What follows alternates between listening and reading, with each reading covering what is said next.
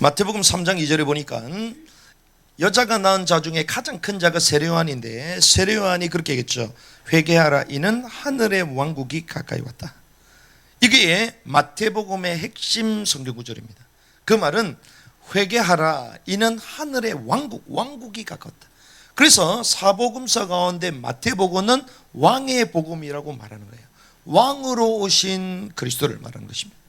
그래서 그분은 다윗의 자손의 혈통으로, 왕의 혈통으로 내려오신다, 이걸 말하는 것이죠. 그런데 회개하라, 이는 하늘의 왕국이 가까이 왔느니라 얘기하시면서 3장 3절에 바로 이렇게 갑니다. 주의 길을 뭐하라? 예비하라.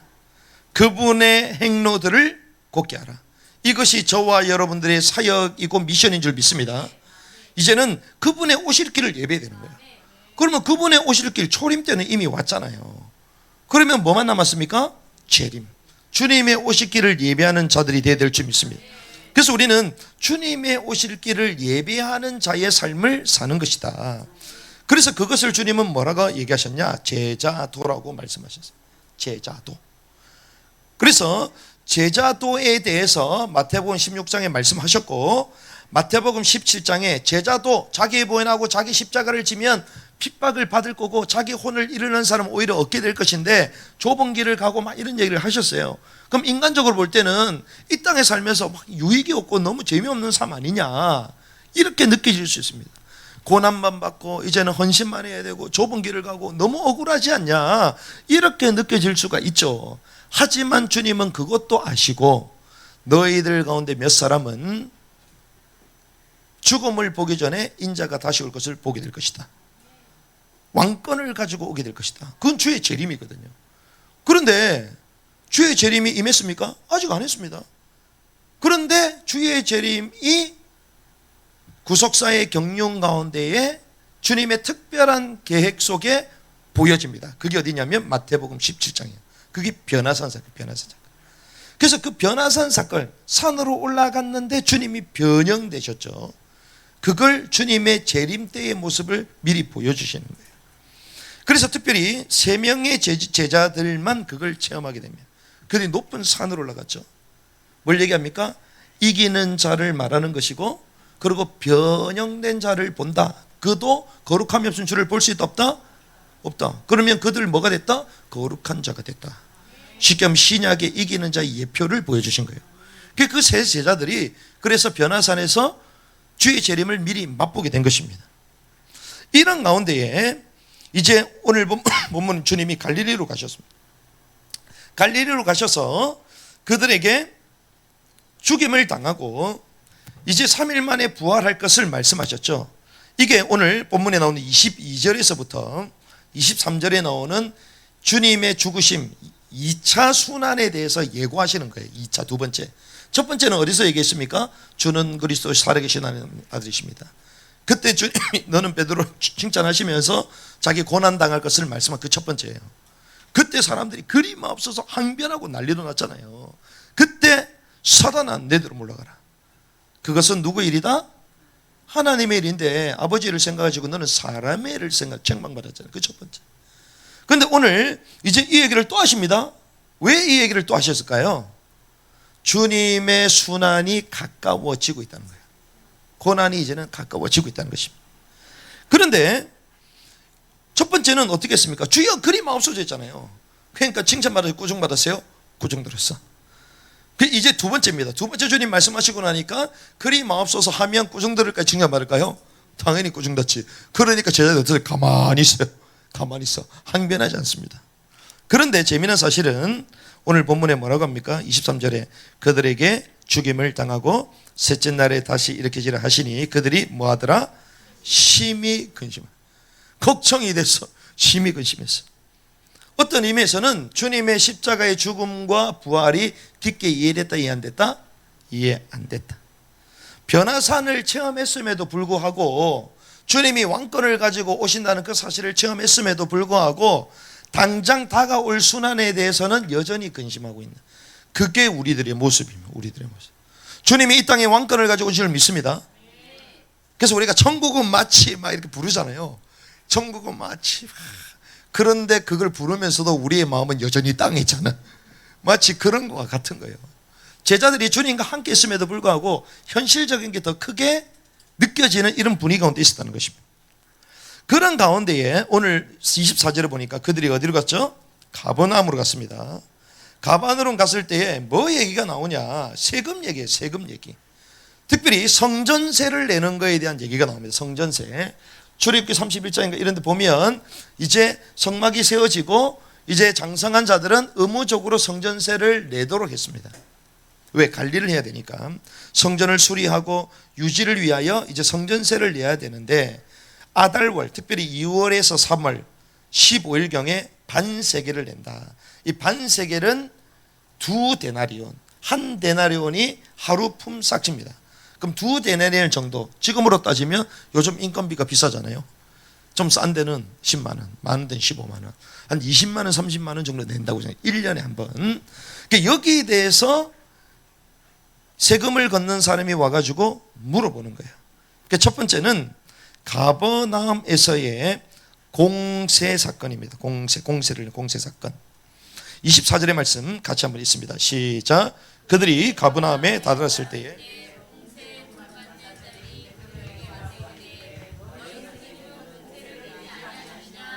자, 이게 공적 세금이죠. 너희 선생님은 공세 안 내시냐? 세금 걷는 사람이 와가지고 너희 선생님 예수님은 세금 안 내냐? 물어본 거예요. 세금 안 내냐? 왜 물어봤을까요? 세금 안 낸다고 하는 순간 이제 올가매려는 거죠. 여호와 하나님을 모독하는 인간이다. 막 이러면서 확 이제 모독하려는 거죠. 그러니까 생각도 안 했어. 25절에 뭐라고 합니까? 그가 이르되 내신다 하고 내신다. 베드로가요 내신다 그냥 했어. 내신다. 생각도 안 했어. 그냥 막 물어보니까 그냥 내신다 이렇게 된 겁니다. 그러고 나서 이제 집에 딱 들어가니까 예수님께서 그보다 먼저 이르시되 예수님이 이 상황을 아신다 모르신다? 아신다는 거예요. 이게 하나님의 전지성이에요. 주님은 이미 다 아시는 줄 믿습니다. 그 주님이 물어보는 거예요. 시몬아, 같이 한번 읽어볼까요? 시작. 시몬아, 내 생각은 어떠하냐? 땅의 왕들이 누구에게서 관세나 공세를 자기에게냐 타인들에게서 하시니. 자, 물어봤어요. 시몬아, 네 생각은 어떠냐? 땅의 왕들이 누구에게 관세를 받냐? 한마디로 아들한테 받냐? 아니면 타인들한테 받냐? 여러분들 아들한테 받아요, 안 받아요? 안 받지. 근데 아들은 계속 달라 그러잖아. 이게 아들이야, 아들. 근데 타인에게는 받는 거잖아요. 그렇죠? 여러분들 집이 있는데 자녀들한테 세 받아요, 안 받아요? 안 받지. 근데 남들 공짜로 줘야 안 줘요? 안 주지. 그겁니다. 오늘 본문이 바로 이거예요. 그러니까 베드로가 이렇게 갑니다. 그분께 이르되 타인들에게서이니다. 예수님이 뭐라고요? 그에게 이르시되 그렇다면 자식들은 면제되느니라. 베드로의 말이 맞다는 거죠. 자, 그래서 여기 보면 관세가 나옵니다. 관세는 한마디로 재산세 같은 거예요. 재산세. 각 지방에 서에서 이게 부과하는 거 있잖아요. 또 국세가 있잖아요. 국세는 인두세. 인두가 뭡니까? 사람 인두 머리. 사람 수대로 그냥 매기는 일정적으로 대부분 국가가 매기잖아요. 그러니까 이런 것들이 있는데 여기서 구체적으로 말하는 상황은 이제 성전세라고 보시면 됩니다. 자, 타인이다. 그러면 자식들은 면제될 것이다. 이 말은 진짜 왕이 누구냐? 하나님이잖아요. 예수님이 왕이잖아요. 왕의 자녀여 왕의 제자리 너희들은 뭐 된다? 면제된다 이 말이에요. 그렇죠? 저와 여러분들이 면제된다 이 말이에요. 그렇다고 세금 안 내면 안 됩니다. 오늘 얘기는 세금 내라는 얘기야. 자, 제자들은 면제된다 이 얘기를 한 거예요. 이게 오늘 첫 번째 상황입니다. 그런데 두 번째는 그럼에도 불구하고 공세를 납부했어요. 그럼에도 불구하고 공세 납부입니다.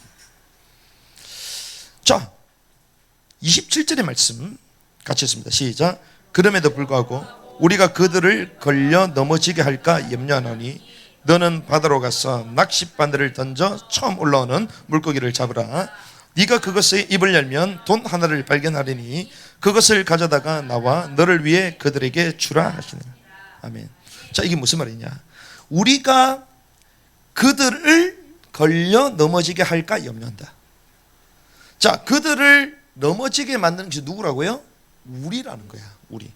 왜 우리가 어떻게 하는가에 따라 그들이 넘어지고 안 넘어지고 이 말이에요. 그러니까 우리가 안 내면 그들이 어떻게 된다? 넘어진다는 거예요. 그래서 만약에 안 내게 되면 여호와의 신앙도 없는 위선자야 막 이렇게 떠들어서 막 소문이 날 거 아니에요. 그러면 일이 복잡해요, 안 복잡해요? 복잡해지는 거예요. 주님의 사역에 계속 태클이 들어오는 거야.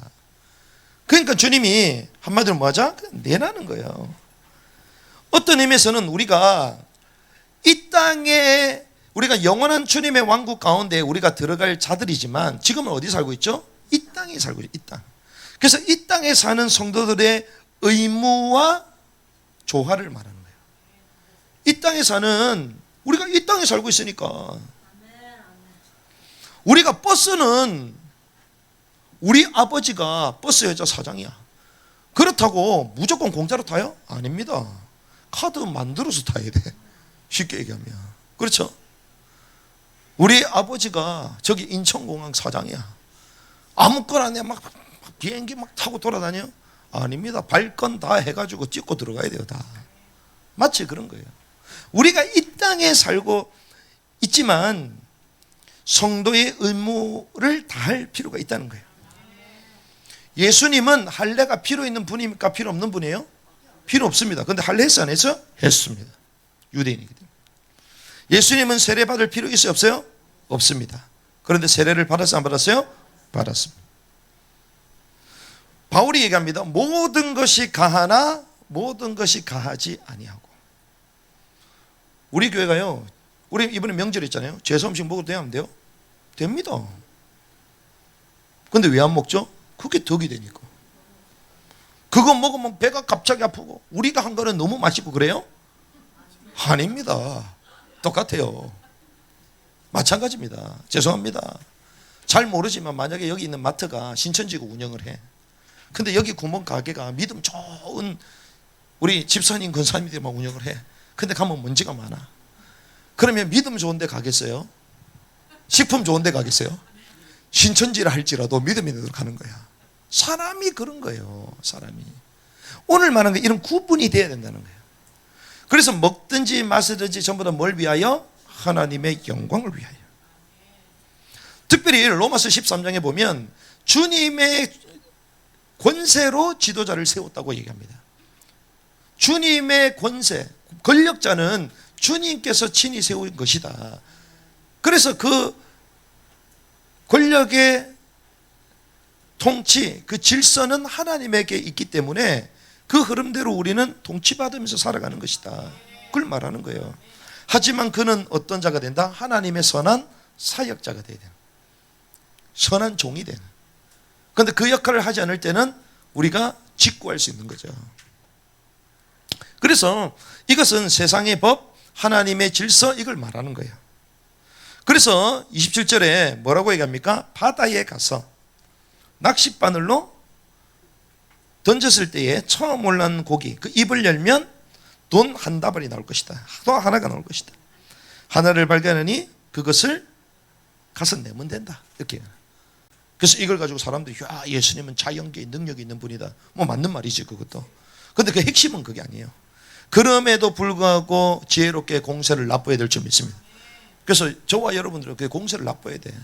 그래서 우리 교회 자동차세 내면 빨리빨리 내버려. 뭐 세내 막 빨리빨리 내버려. 왜? 그래야지 편안하거든. 그렇죠. 주님이 그 얘기를 하신 것입니다. 자, 그러면 우리가 말씀을 정리하면서 많은 사람들이 그렇게 얘기합니다. 그렇지. 이 땅에 살면서 성도의 의무가 이거다. 세를 잘 내야 된다. 성실하게 의행해야 된다. 왜? 주의 영광을 위하여. 요렇게 대부분 다 설교를 해요. 저도 그렇게 알고 있고. 그럼 생각해 보니까 과연 세 잘 내라고 주님이 본문 주셨나? 세를 잘 내. 과연 그걸까? 과연. 그게 나쁜 의미는 아닙니다. 좋은 의미입니다. 하지만 과연 그걸까? 아니다. 주님은 더 깊은 의미를 주셨다. 무슨 말이냐?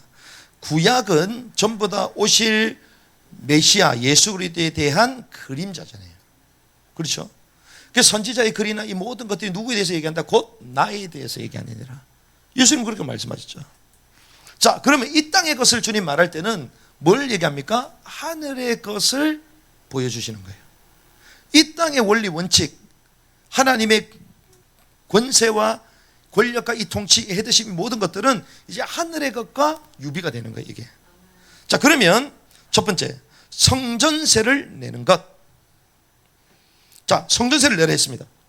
오늘 핵심 뭐예요? 성전세를 내라, 내지 마라? 내라, 이거예요. 자, 내는데 재밌습니다. 자, 내라고 했을 때 뭐 가지고 내야 돼요? 주머니에 돈이 있어, 없어요? 어떤 사람은 예수님이 돈 없어가지고 예수님이 가난한 삶을 사셨다. 우리도 그렇게 살아야 된다. 주석에 그래 돼 있어. 주석에. 그래서 검소한 삶을 살자. 그런가? 공금이 있었을 거 아니에요. 가룟 유다가 공금을 챙긴 사람이잖아. 그럼 뭐 가지고 주면 되죠? 공금 가지고 주면 되잖아요. 그런데 왜 힘들게 바다에 가가지고 물고기 타령을 해? 왜 물고기냐? 이 땅에 우린 잘 압니다. 가장 하등한 동물이 뭐예요? 물고기야. 그래서 진짜 거린들은요, 막 유튜브에 보면 뭐 얼마 누구입니다. 막 도와주세요. 막 애가 하나밖에 둘이 있고 막 일을 못하고 이러잖아요. 야, 바다에 가면 그냥 먹고 사는데 바다에 가면 물고기 있잖아요. 물고기 갯벌 물 한 번 들어왔다 나가면 전부 다 먹을 거야. 무슨 말입니까? 가장 하등한 동물이 물고기야. 그 물고기를 잡으려면 뭐 가지고? 그물을 던져야 될 거 아니야. 근데 그물도 아니야. 뭐 가지고? 낚싯바늘 한 개. 그래서 어떤 고기? 두 번째도 아니고 첫 번째 그냥. 거기서 뭐 하나? 돈 하나 발견합니다. 주라는 거야. 무슨 말입니까? 땅의 것에 대한 거는 가장 기초적인 질서라는 거예요. 가장 기초다. 이거 지키는 거예요. 그렇죠. 성전세 내라. 내면 되지 그냥. 그런데 어디 거 가장 하등한 걸 가지고 내라는 거예요. 땅의 것이 가치가 있다 없다? 없다는 거야. 그래서 이게 자세히 보면요 재밌습니다. 분명히 주님이 긍정하셔가지고 내는데 이 깊은 부분을 보면 이게 부정적이야. 교회 때 내보시기 바랍니다. 왜 자식들은 면제되는데 낼 필요 없는데 부득불 내는 거잖아요.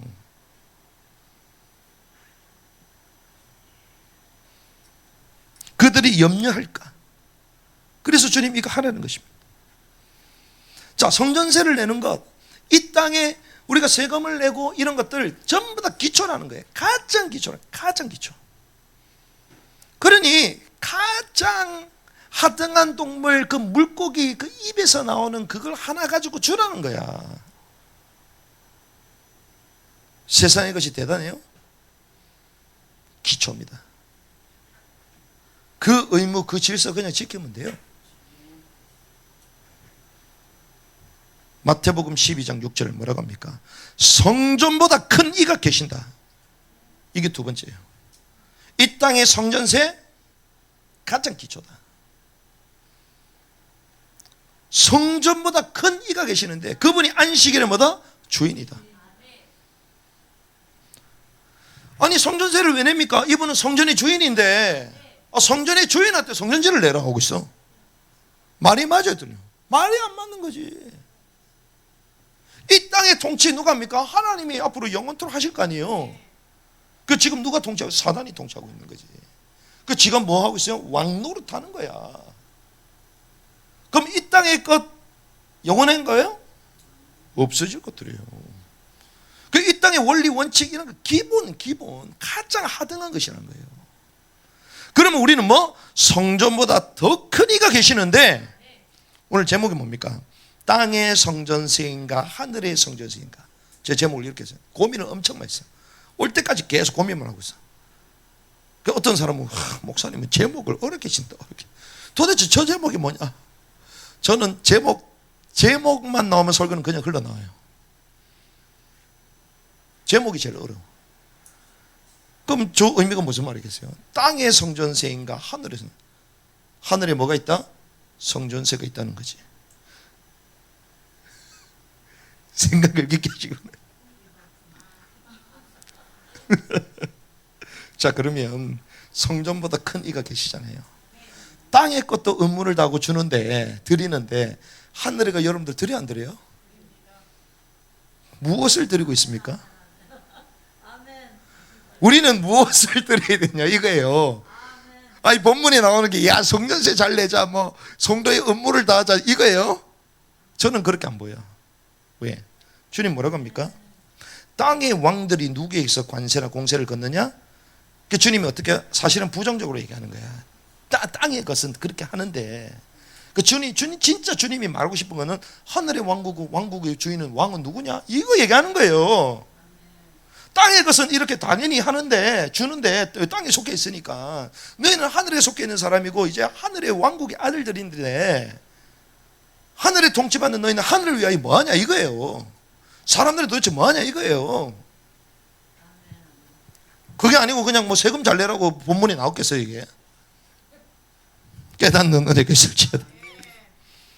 그럼 우리는 성전보다 더 큰 일을 향하여 무엇을 헌신하냐는 거예요. 무엇을 드리고 있냐는 거예요. 바울은 뭐라고 합니까? 산 제사로 드려버려. 자기 자신을 다 드려버려.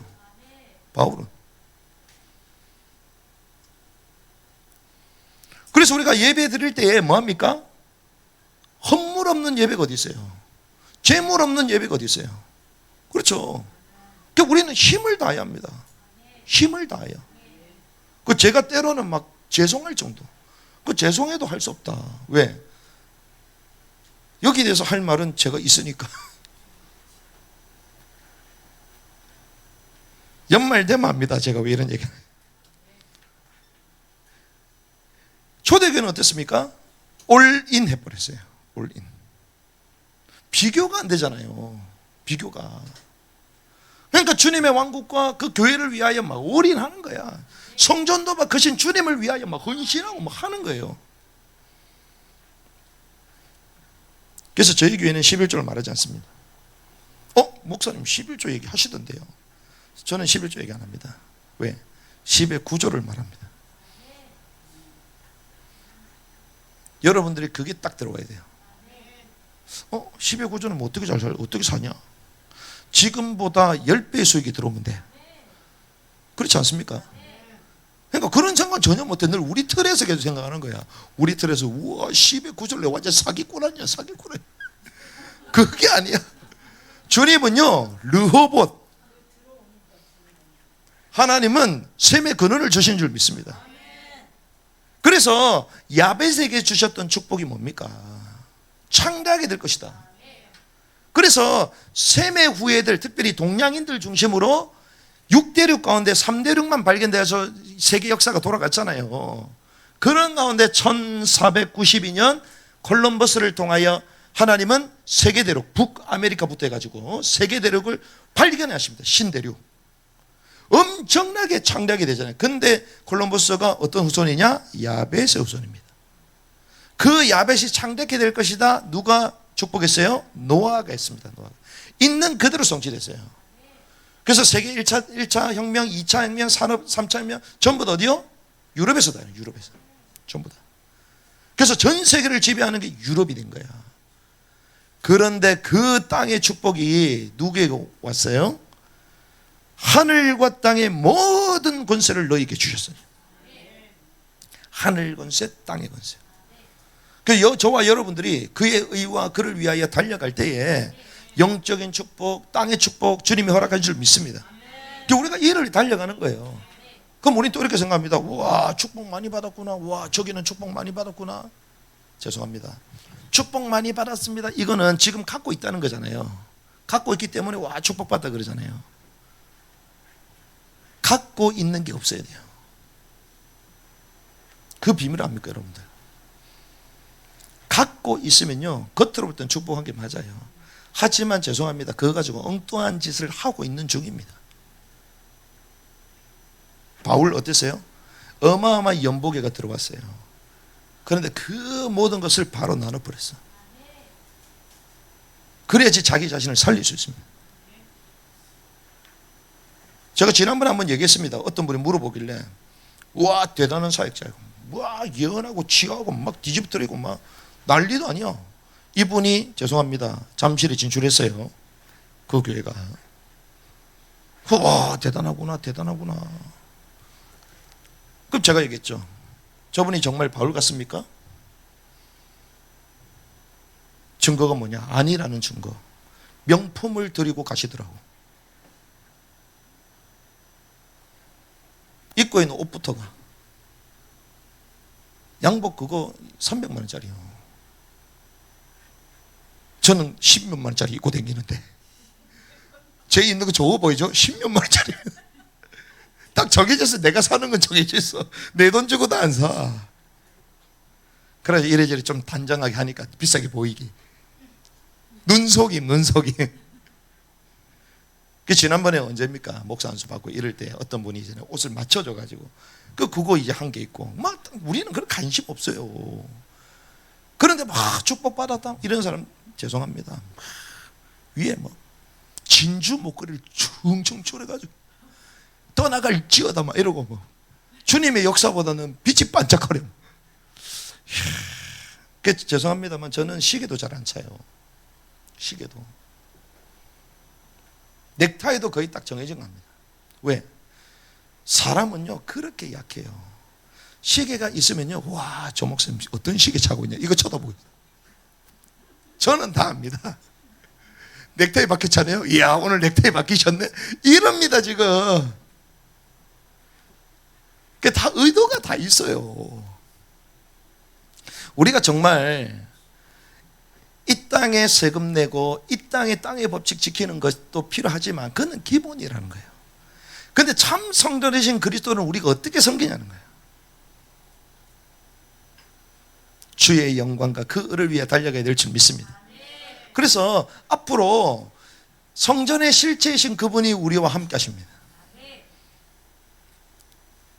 우리가 그를 위하여 투자하는 것이죠. 그 영원을 얻기 위해 달려가는 것이죠. 그래서 땅의 성전세인가 하늘의 성전세인가. 땅의 것도 잘 내고 하지만 영원한 하늘의 왕국, 주의 교회를 세우고 그리스도의 몸을 세워나가는 일에 우리 마음과 중심과 모든 것이 올인되어야 될 줄 믿습니다. 그래서 시간도 물질도 모든 것이, 물질뿐만이 아니라 시간도. 그래서 예배 미리 와서 준비하고, 저는 사실 예배 금요 예전에 막 준비하면요 하루 종일 걸려. 하루 종일. 그 아주 단순화 시켜놨잖아요 지금. 왜? 그렇게 훈련 받았기 때문에. 그래서 저는 뭐 예배 시간에 막 1시간 전에 온다 그것도 저는 용납이 안 돼요. 제 개인적으로는. 왜? 준비를 해야 되니까. 그래서 우리는 막 점심 먹고 나면 2시부터 모여가지고 막 세팅하고 준비하고 기도하고 그런 팀들이었거든요. 그런 팀이 한 시대를 막 풍미를 한 거야. 정말 예배 회복을 위해서 중보 기도하고. 그러니까 귀신 들린 사람이 오면요 찍소리도 못하고 깨꾸러져 버려. 그냥 찍소리 못하고. 왜? 하도 기도를 하니까.